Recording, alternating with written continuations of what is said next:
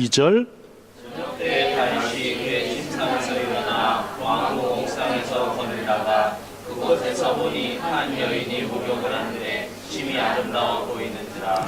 심히 아름다워 보인다. 마치 하와가 선악과를 볼 때 이야 이거 먹음직도 하고 보암직하다는 마음과 비슷했을 것입니다. 즉 유혹에 넘어갑니다.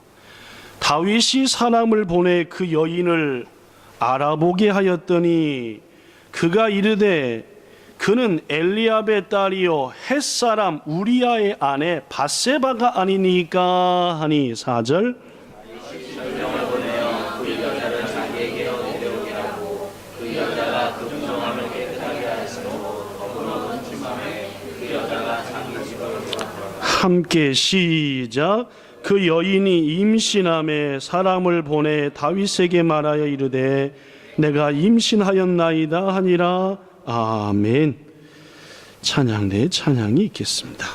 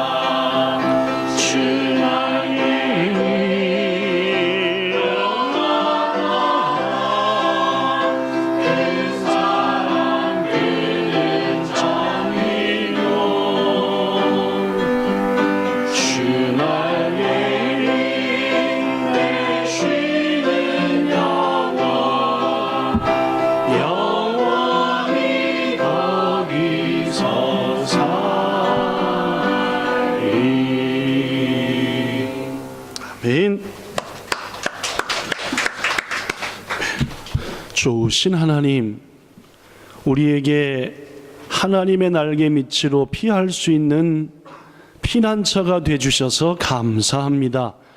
귀한 찬양대원들이 마음을 모두어 이 더위에 지쳐 힘들어하는 성도들의 참 피난처가 우리 주님의 날개 밑임을 찬양하며 고백하오니 지금 이 시간도 평안함 주시고 새로운 지혜와 넓은 마음과 힘으로 더하여 주시기 원합니다. 한 주간에 힘들었던 모든 것들 가득하지만 시원한 예배당에서 예배하오니 이 시간 주의 은혜로 다시금 용기 100배 모든 것 회복 은혜 역사 있게 해주시기 원합니다. 일부 예배를 드리고 출타한 성도들에게도 평강을, 먼 곳에 출타한 성도들에게도 각자의 처한 곳에서 최상의 예배를, 그리고 이 땅을 향해 달려오는 걸음걸음에도 하나님 은혜 안에서 놀라운 구속의 은총 주시기 원합니다. 이 시간 한 주간의 여러 가지 어려움들을 뒤로하고 마음 모두어 주님 앞에 예배하고자 하오니 이 시간 모두에게 은혜 주옵소서.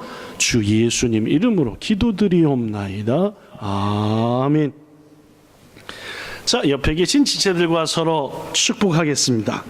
자, 1대1로 서로 바라보십시오. 옆에 분들 손도 잡으십시오. 꽉 잡으시고, 여호와는 너에게 복을 주시고 세노 너를 지키시기 원하며 여호와는 그의 얼굴을 너에게 비추사 은혜 베푸시기를 원하며 여호와는 그 얼굴을 너에게로 향하사 평강 주시기 원하노라. 할렐루야. 네, 그렇게 될 줄로 믿습니다. 네. 한동안 설교 말씀을 전할 때 여러분에게 물어봤던 질문이 하나 있습니다. 한 2, 3년 정도는 요새는 물어본 기억이 없는데 오늘 오랜만에 한번 여러분한테 최고 잘 물었던 거 물어보려고 하니 마음으로든 입술로든 답을 해주셨으면 좋겠습니다. 자, 먼저 문제를 내기 위해서 서론적인 얘기하겠습니다. 우리들의 조상 아담과 하와가 선악을 알게 하는 나무 열매를 따먹지 말라는 하나님과의 약속을 어겨서 범죄했습니다. 그렇죠? 예. 범죄한 다음에 아담과 하와도 하나님께 이 모양 저 모양으로 징계와 벌을 받았고, 창세기 2장에 보면은 땅까지도, 땅도 저주를 받았다라고 말합니다. 그래서 가시와 엉겅퀴를 낸다. 여러분, 모든 인간들은 아담과 하와의 죄 때문에 영원한 사망에 빠지게 되었습니다. 자, 지금부터 문제입니다. 그렇다면 이렇게 돼버린 세상, 이렇게 돼버린 자연 만물, 인간을 바라보시는 하나님의 가장 큰 관심사, 하나님이 가장 마음에 두고 이것만큼 이루어야 되겠다 하는 최고의 관심사는 무엇이었겠냐? 여러분한테 자주 물어보던, 한 3년 전까지만 해도 한 2달에 한 번씩 설교 시간에 물어봤습니다. 하나님의 최고 관심사가 뭐요? 인간이 타락해버린 다음에 물론입니다. 구원이죠. 하나님께서 우주 만물을 지으시고 인간을 지으시고 한 것은 범죄하고 엉겅퀴나 가시나 내고 그렇게 살다 지옥불에 떨어져 버리라고 하나님 인간을 지으시고 우주 만물을 지으신 게 아닙니다. 그죠? 그 모든 만물과 인간을 통해서 영광과 찬양과 기쁨을 받으시려고. 그러나 범죄하여 그러한 처지가 안 되는 곳에 떨어져 버렸다. 한 영혼 한 영혼이 지옥불로 향해 간다. 결국 인간이 타락한 후에 이 땅을 향한 하나님의 가장 큰 관심사는 구원입니다. 다른 말로 하면은 다시금 에덴 동산으로 저들을 회복시켜서 나와 교제하며 영원한 천국으로 인도하며, 이러한 구원의 역사가 하나님께서 인간이 범죄하여 타락한 후에 가장 심혈을 기울이시고 최고로 관심 써서 하시는 일이시고 말았다. 그래서 인간을 구원하기로 해서 계획하신 방법이 뭐냐면은 누구를 세상에 보냅니까? 독생자 예수를 세상에 보내서 타락한 범죄한 지옥 갈 인간을 건지겠다는 거예요. 그 예수를 보내시기 위해서 하나님은 이제 본격적으로 일을 해나가시는데, 예수가 이 땅에 오시기 위해서 특별히 선택받은 두 사람이 있습니다. 한 사람은 아브라함이요, 또 한 사람은 다윗입니다. 제가 여러분에게 자주 얘기하다시피 하나님이 아브라함을 택한 가장 큰 이유는 딱 한 가지입니다.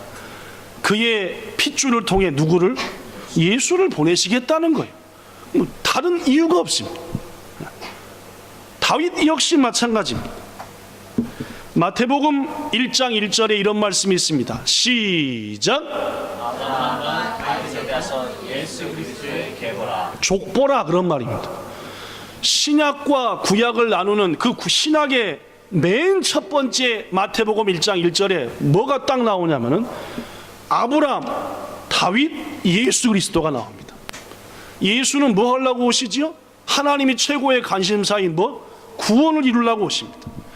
그를 오시게 하시기 위해서 쓰임받은 두 사람 이름이 누구라고요? 아브라함과 다윗입니다.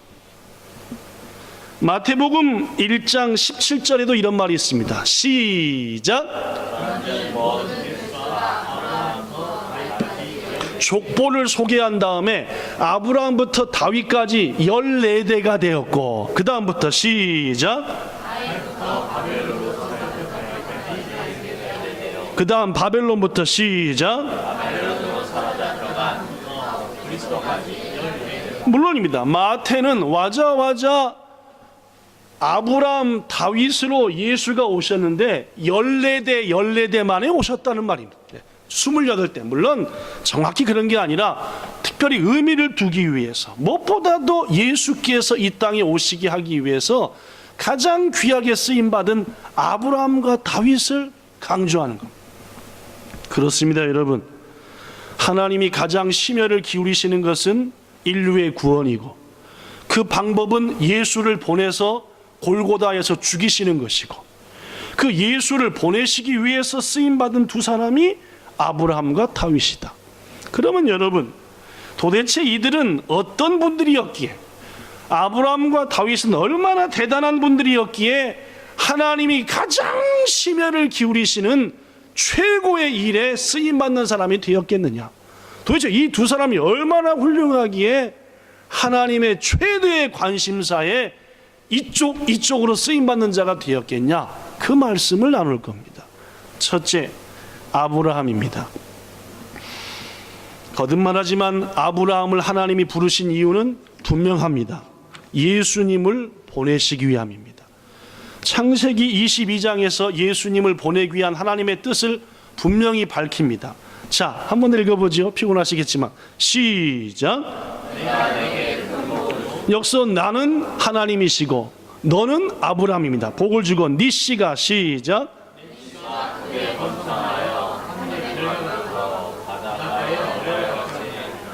그 다음 네 씨부터 시작. 그 다음 다시 또 네 씨부터 시작. 물론입니다. 지금 여기에 네 씨라는 말이 몇 번 나왔죠? 예? 몇 번 나왔습니까? 예. 예.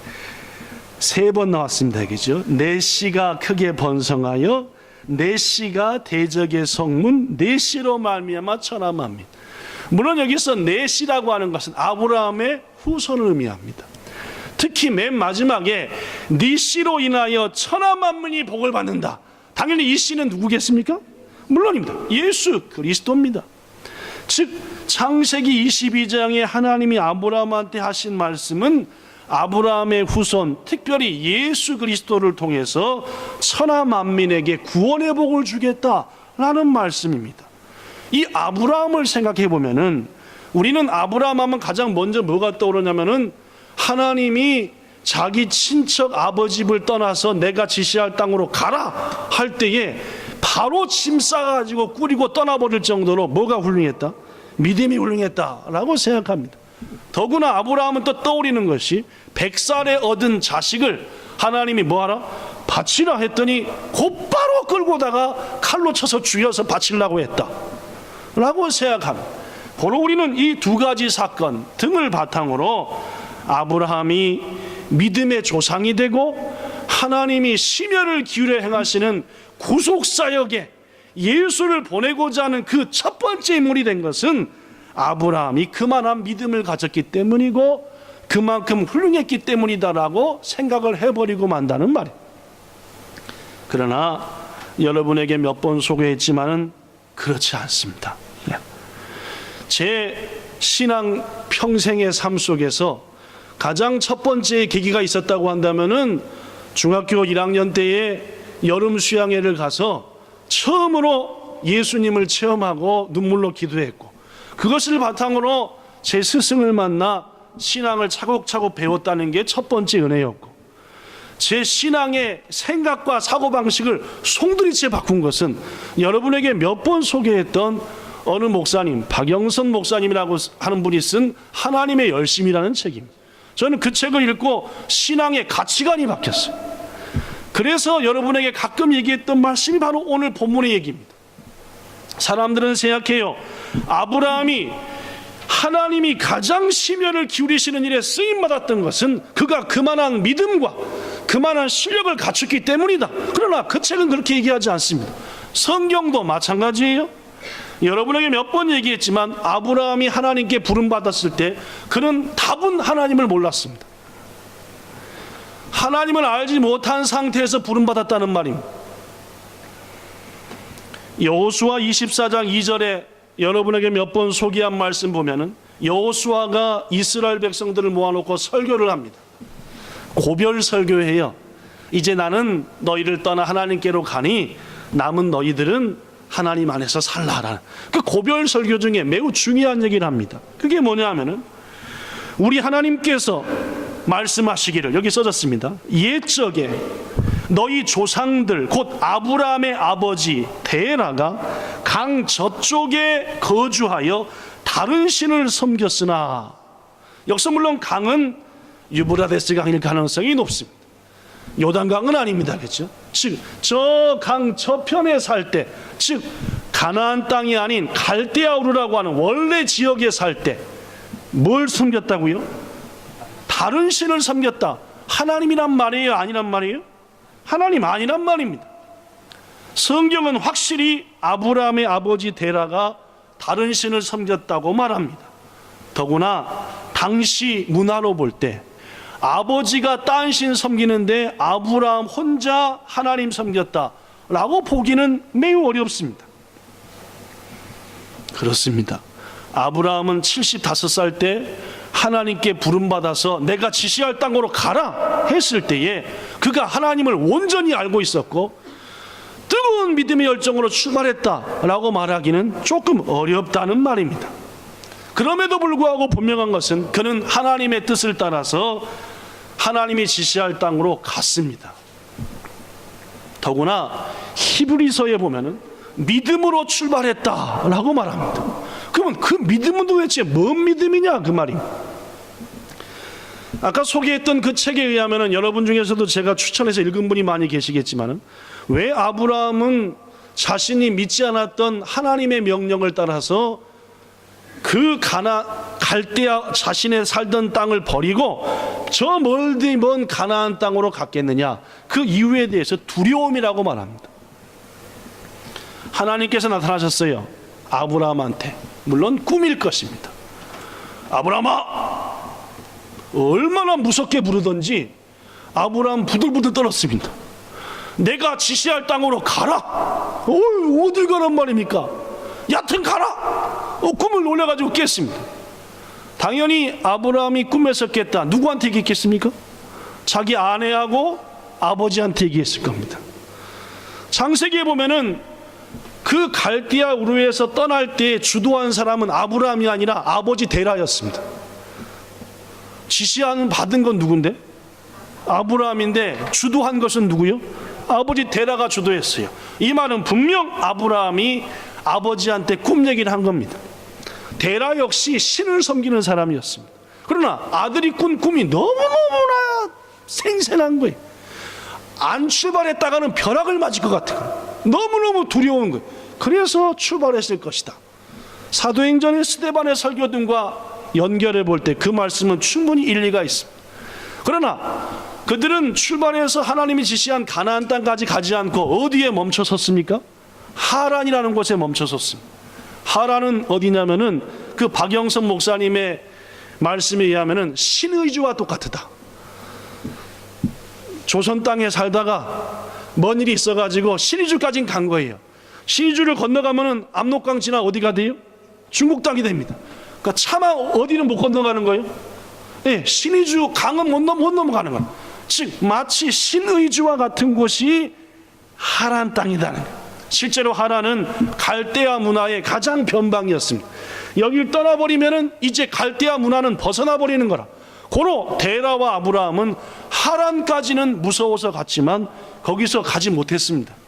결국 거기서 누가 죽었습니까? 데라가 죽었어요. 하나님이 하란 땅에서 다시 한번 아브라함한테 나타났습니다. 아브라함은 오랜만에 하나님을 다시 뵙니다. 내가 지시할 땅으로 가려니까. 아브라함은 꼼짝없이 출발해서 가나안 땅까지 왔습니다. 그렇습니다, 여러분. 저는 아까 히브리서에 아브라함이 자기의 고향 친척집을 떠난 것은 믿음이라고 했습니다. 그러면 그에게 정말로 그런 큰 믿음이 있었겠느냐? 그렇지 않을 거란 얘기를 합니다. 여러분에게 몇 번 얘기했다시피 저는 그림 그리는 것에 대해서는 아주 파입니다. 저희 때는 초등학교 때도 성적표가 나왔습니다. 그죠? 그래서 수우미양가 해가지고 저도 초등학교 때는 나름대로 공부 좀 열심히 해서 하여튼 우수수 했는데 꼭 하나 양 하고 나오는 게 뭐냐면 미술이었습니다. 하여튼 초등학교 1학년 때부터 미술은 양 아니면 가. 하영인 잘 모르겠지만은 고 단계 중에서 이치방 히코이 단계라. 하여튼 미술은 항상 그랬어요. 근데 제가 유일하게 미술을 한 번 90점을 받은 적이 있다고 얘기했잖아요. 그죠? 고등학교 2학년 때입니다. 그죠? 맨날 양 아니면 가요. 60 몇 점 항상 그랬어요. 근데 유일하게 90점을 받은 게 있어요. 그게 웬일이냐? 그때는 미술 선생님이 시험을 보지 않고 방학 숙제를 내줘가지고 그걸로 이번엔 평가하겠다. 방학 숙제를 받았습니다. 고민했습니다. 이거 어떻게 해야 되냐? 하얀 천을 하나씩 주더니 요만한 천, 요만한 천인 것 같습니다. 여기다가 니들이 원하는 대로 그림을 그려오래요. 근데 그때 그림을 그릴 때 무슨 물감이 아닌 뭐 이상한 걸 줬습니다. 하여튼 뭐 물감이 아니라 하여튼 그림을 그려가지고 고민이 됐습니다. 어떻게 해야 되나 해가지고 방학이 끝나기 하루 이틀 전쯤부터 초등학교 때부터 중학교까지 전부 다 미술책을 다 끄집어내 놓고 옮겨 계속 내가 그릴 만한 그림이 없을까 했더니 딱 보니까 중학교 3학년 책에 백자 하나가 있는 고려 백자. 백자는 아시다시피 이렇게 돼 있고 안에다가 나뭇가지 하나 있고 새 한 마리 있잖아요. 그죠? 요것은 내가 그릴 수 있겠다 해가지고 제가 또 그릴 줄 아는 새 한 마리가 있거든요. 뭐 여러분 아시는 분 아시겠지만 새 한 마리는 제가 그리지 않아요. 그래서 나뭇가지 그리고 새 그리고 백자는 하얀 거니까 하얀 천에다가 하얗게 그다음에 까만 걸로 새 그리고 까만 걸로 나뭇가지 그리고 딱 갖다 냈더니 아니 미술 시간이 됐는데 미술 선생님이 이런 작품을 처음 봤다고 하얀색에다가 하얀 걸 한 것이 너무 돋보인다고 그러고 막 박수를 치고 그러더니 그때 90점 나왔어요. 그러니까 저는 논리인 줄 알았습니다. 왜냐면은 내가 봐도 희한한 그림에다가 하얀 거에다 하얀 거 했고 가지로 쭉쭉 그려놓고 새 한 마리 내가 그릴 줄 아는 거 딱 그러. 근데 뭐 하는 거야? 정말로 수가 나왔더니. 사랑하는 여러분, 아브라함이 믿음을 가지고 출발했다라고 할 때 하나님이 하시는 일이 그러십니다. 본인이 다 해놓고 우리가 막판 한 것 같고 뭐예요? 막 잘했다고 막 난리 치는 게죠. 그렇잖아요. 우리 어린이들 키워봐서 알다시피 자기가 다 먹을 수 있고 씹을 수 있게 다 해놓고 입에 넣고 국 삼키면 잘 살겠다고 막 있는 대로 막 잘 살겠다고. 아니 걸을 수 있도록 모든 환경 다 맞춰놓고 걸으면 잘 걸었다고 막 박수칩니다. 하나님이 우리를 이끌어가는 방식이 그렇습니다. 연약하고 부족하지만 갈 수 있도록 다 인도해 주시고 하면은 네가 잘한 거다. 네가 자기가 다 할 수 있도록 해놓고 그 우리가 잘했다 했다, 이런 의미로 히브리서 말씀을 받아들여야 한다는 말. 그렇습니다. 아브라함이 고향을 떠난 것은 분명 큰 믿음으로 한 것이 아닙니다. 만약 그가 굳건한 믿음을 가지고 떠났다면 가나안 땅에서 도착한 다음에 그의 삶이 그토록 비굴하진 않았을 겁니다. 여러분이 몇 번 소개했다시피 가나안 땅에 가자마자 흉년이 들었습니다. 흉년이 들자마자 아브라함이 한 일이 뭔지 압니까? 얼씨구 하고 애굽으로 도망가 버렸습니다. 차마 하란과 갈대아는 다시 못 오고 하나님이 무서우니까 애굽 문화는 확 도망가 버렸어요. 만약 그가 정말로 믿음을 가지고 출발했다면 기도했겠지요. 뭐라고요? 날 여기까지 인도하신 주여, 왜 오자마자 흉년입니까? 주님이 책임져 주세요. 이게 믿음으로 출발하는 사람이라면 그렇게 하는 거예요. 그러나 그런 믿음이 없으니까 내뺀 겁니다. 더구나 몇 주 전에 소개했다시피 애굽에 도착하자마자 아브라함이 한 짓이 뭐예요? 부인한테 그대는 아리따운지라, 애굽 사람들이 그대를 취하고자 날 죽이면은 나는 그걸로 끝장이니까 그대와 나의 관계를 뭘로 하자? 오빠 동생 하자. 여러분, 믿음이 훌륭한 사람이면은 하나님이 여기까지 우리 인도했는데 당신 안 지켜주겠어? 이렇게 해야지 뭐요? 뭐 믿음이 있다고 하지 않겠습니까? 그러나 아브라함은 그러지 못했습니다. 더구나 한 번이 아니에요, 2번 팔아먹었습니다, 부인을. 더구나 부인이 나랑 같이 애가 안 나오니까 이 여인이랑 같이 하룻밤 자 홀라당 자버렸습니다. 여러분, 믿음이 훌륭하고 정말로 대단한 분이라면은 때를 기다려야지. 하나님이 여기까지 인도하셨는데 약속하셨잖아, 하늘의 별과 같이 바닷모래같이 주신다고, 이렇게 해야 되지 않냐는 말이에요. 그러나 아브라함은 그러지 않았습니다. 이와 같은 사실 때문에 아브라함은 비록 하나님께서 가장 중히 여기시는 일에 귀하게 쓰임받았지만은 그가 쓰임받은 이유가 그의 믿음이 그만했기 때문이다 라고 쉽게 말할 수 없다는 겁니다. 오히려 여기 써진 그대로 불신자였던 아브라함이 오직 하나님의 은혜로 뭘 받았고? 부르심 받았고, 오직 하나님 은혜로 뭘 받았고? 믿음의 훈련 받았고, 하나님 은혜로 믿음이 성장되었고, 하나님의 은혜로 믿음의 조상이 되었고, 오직 하나님의 은혜로 예수의 조상이 되셨다 라고 보는 것이 옳다는 말입니다. 그래서 그 책의 제목이 하나님의 열심이에요. 아브라함이 아브라함 된 것은 아브라함이 훌륭했던 것이 아니라 하나님이 온갖 열심을 바탕으로 아브라함 되게 만드셨다는 겁니다.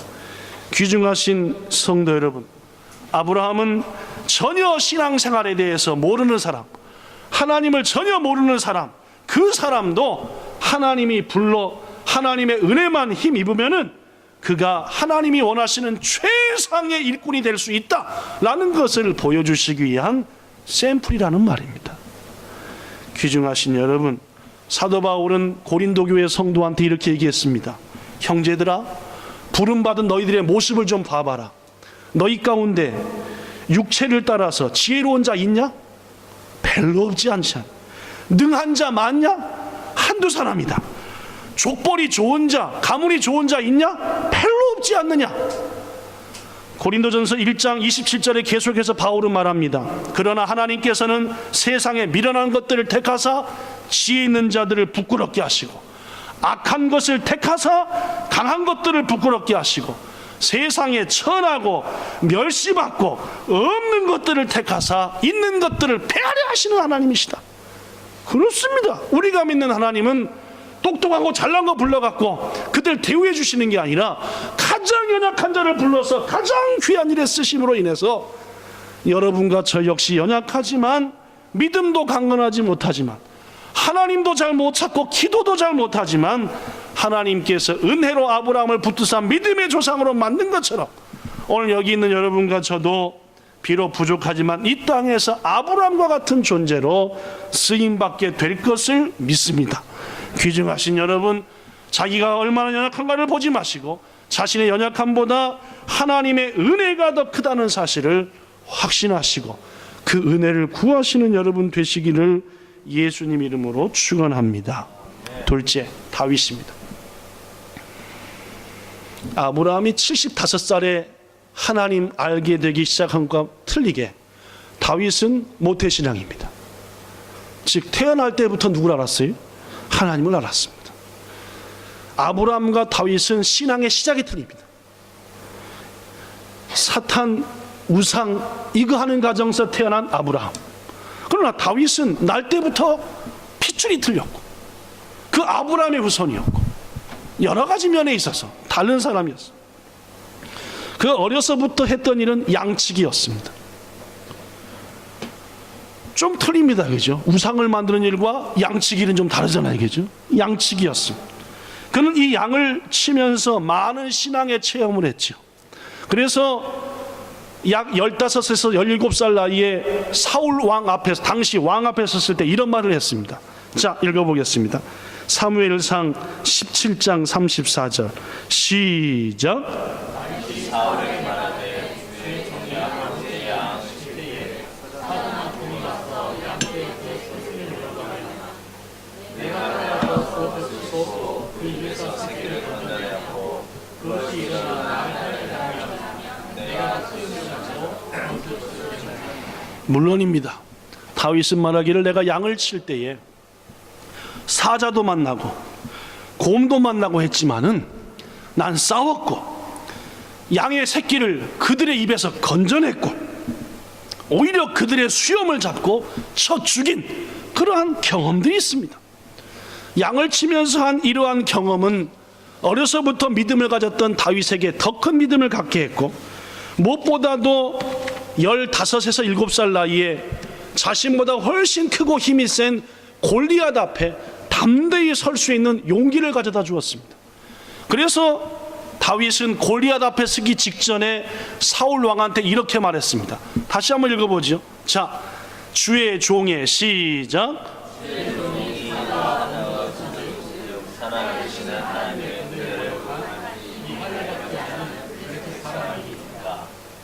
그가 그 짐승의 하나와 같이 되리니 또 다윗이 이르되 여호와께서 나를 사자의 발톱과 곰의 발톱에서 건져내셨으니 나를 이끌는 사람의 손으로 건져내시리라. 물어보겠습니다. 그의 나이 15에서 17입니다. 아버지 심부름으로 전쟁터 갔습니다. 적장이 보니까 키가 3m가 가깝습니다.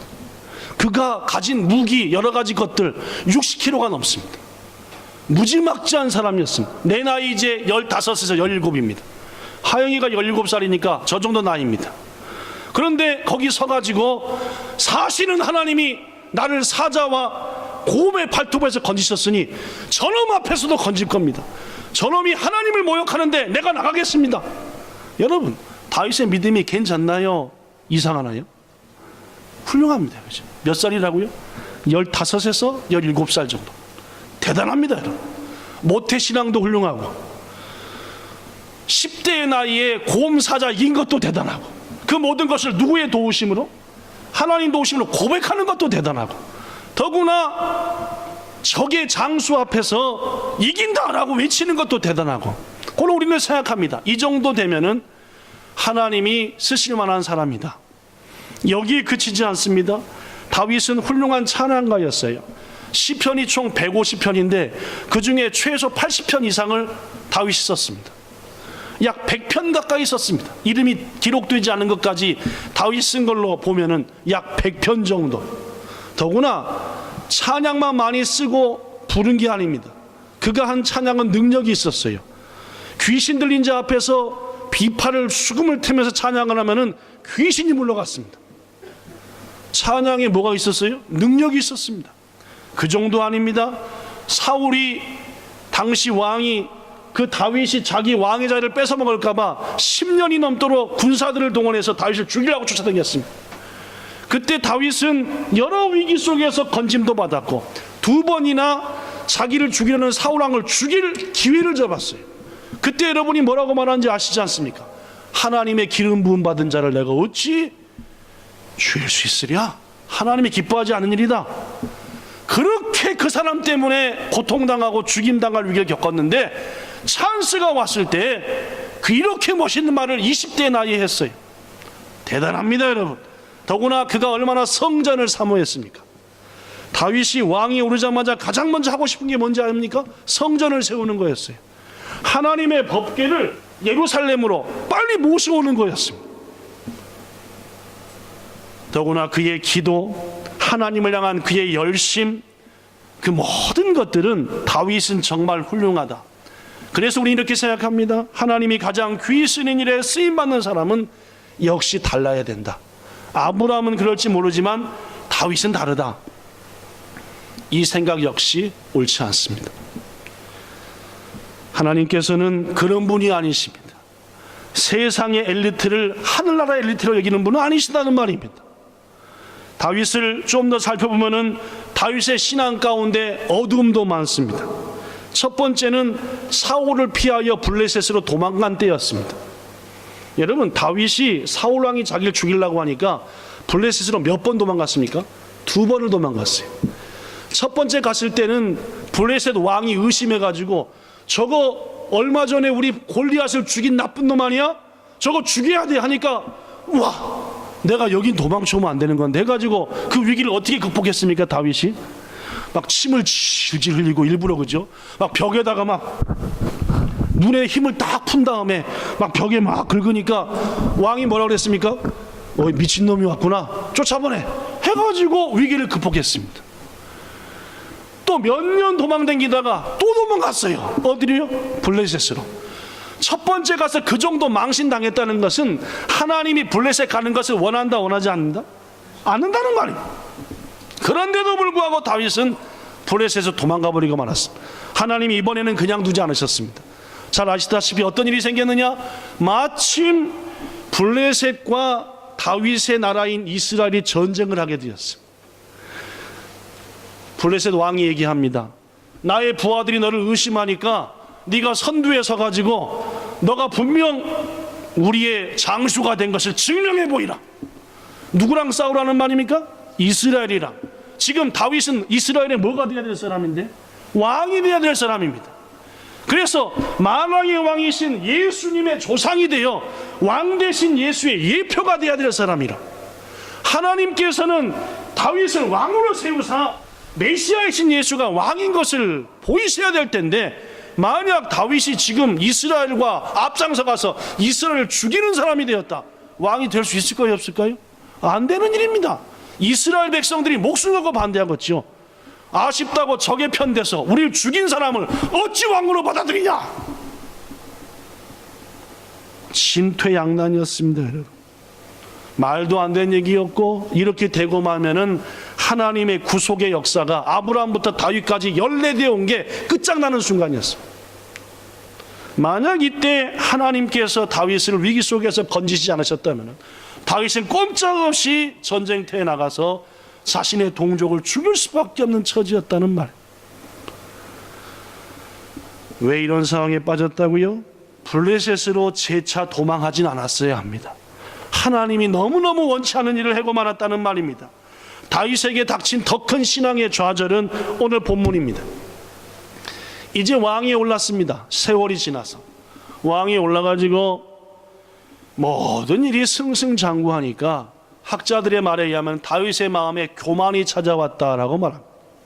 사람은 잘 되면 교만이 찾아와요. 그래서 이렇게 생각했을 겁니다. 내가 여기까지 서게 된 것, 내가 왕의 자리에 오르게 된 것, 어려서부터 잘 받은 신앙 훈련 때문이었고, 골리앗 앞에서 굴복하지 않았던 그 신앙의 결단 때문이었으며, 사울 왕을 죽이지 않았던 그 결심 때문이었다. 이 모든 나의 영광은 내 신앙, 내 기도, 내 찬양, 내 열심, 내 결단의 결과이라. 순간 교만에 빠졌습니다. 교만에 빠진 순간 하나님께서는 잠깐 다윗을 붙잡았던 손을 내려놓으셨습니다. 하나님이 다윗을 붙잡은 손을 내려두니까 곧바로 다윗을 잡은 건 누가 잡았어요? 두말할 것도 없습니다. 사탄이 찾아오는 것. 오늘 본문은 이스라엘이 전쟁을 할 상황이었습니다. 평소 같으면 다윗은 전쟁터에 가 있었을 텐데 웬일인가 모르게 궁에 있었습니다. 더구나 낮잠을 잤지요. 나태해졌다는 말입니다. 낮잠을 잤다는 말은 지금 군사들이 전쟁터에 있는데 낮잠 자고 있는 다음에 어디를 거닐었습니까? 왕궁의 옥상을 거닐었습니다. 쭉 밑에서 백옥 같은 살결이 보일랑말랑 왔다 갔다 합니다. 이게 뭐냐 봤더니 아리따운 여인이 목욕을 하고 있었어요. 여봐라, 저 여인이 누구 집의 여인인지 알아보라. 신하가 가서 알아보니까 누구 집의 여인이래요? 왕이 충성스럽게 여기는, 지금 전쟁터에 가서 목숨 걸고 싸우고 있는 우리야라고 하는 왕의 신하의 부인이라고 합니다. 이쯤 됐으면 다윗은 뭐 해야 됩니까? 멈춰야죠. 누구의 부인이니까? 자기 신하의 부인, 더구나 결혼한 여자가 아닙니까? 멈췄어야 되죠. 그러나 그는 멈추지 않았습니다. 여인을 데려와라. 데려온 것으로 그치지 않았습니다. 해서는 안 될 일을 해버리고 말았습니다. 더구나 이것으로 끝나지 않았습니다. 이 자기의 죄를 감추기 위해서 우리야를 속입니다. 심지어 우리야를 죽이기까지 합니다. 뭡니까? 간음죄에, 살인 청부죄에, 그 다음에 하나님을 속인 죄에, 여러 가지 잘못된 죄, 극악무도한 죄, 악질적인 죄를 수없이 거듭거듭 행하고 말았다는 말입니다.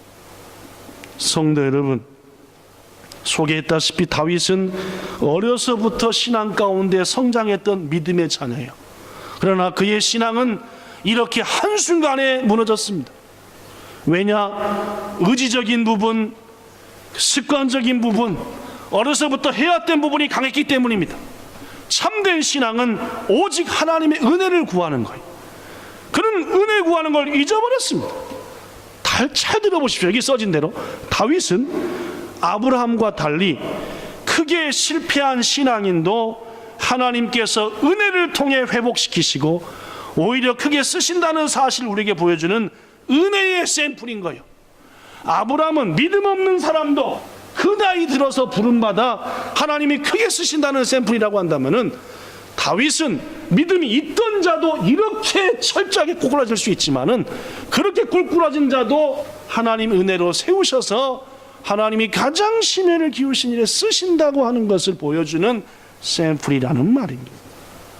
성도 여러분, 우리는 이러한 사실을 통해서 하나님께서 쓰시는 위대한 사람들은 그가 온전해서도 아니고 그가 준비돼서도 아니고 하나님께서 은혜로 세워서 가시는구나 라는 것을 알 수 있습니다.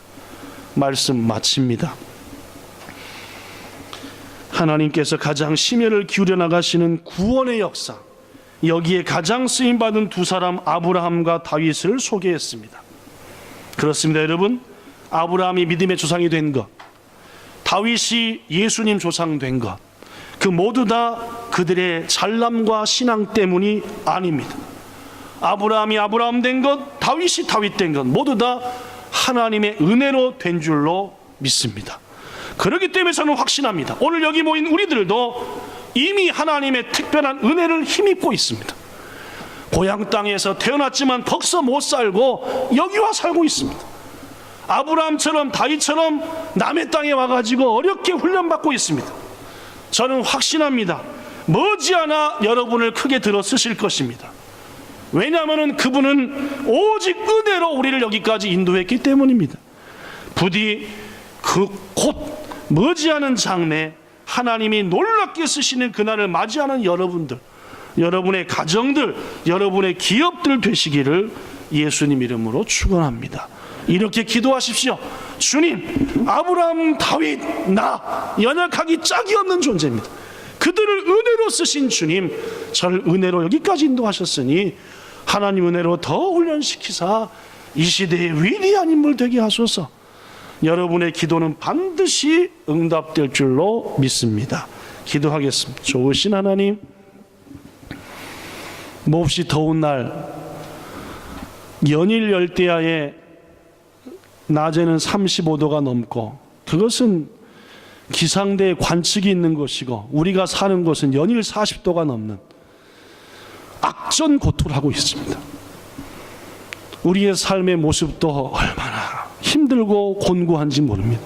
그러나 주님께서 이 땅에 와서 이렇게 우리를 훈련시키시고 역사하시는 것은 주의 은혜를 통해 우리를 성장시키시고 크게 쓰시기 위한 역사인 것을 믿습니다. 지난 한 주간 원치 않았던 일들로 어려움을 당했던 성들도 많이 있었습니다. 마치 아브라함이 순종하여 가나안 땅까지 갔지만 원치 않은 일들로 어려움을 당했던 것과 똑같습니다. 그러나 이 모든 것들을 넉넉히 통과할 수 있게 하시고 이겨내게 하시고 끝내는 믿음을 갖게 하시고 그리고 우리를 통하여 큰 일 이루실 하나님을 바라봅니다. 주님 용기 내게 하시고 곧 우리를 귀히 쓰실 하나님을 신뢰하고 오늘도 한 걸음 한 걸음 나가는 여기 있는 모든 본향 성도들 되게 하옵소서. 예수님 이름으로 기도드리옵나이다. 아멘. 찬송 292장 유형택 권사님 헌금위원 하시면서 하나님께 찬양 드리겠습니다. 우리는 예물을 드리겠습니다. 292장입니다.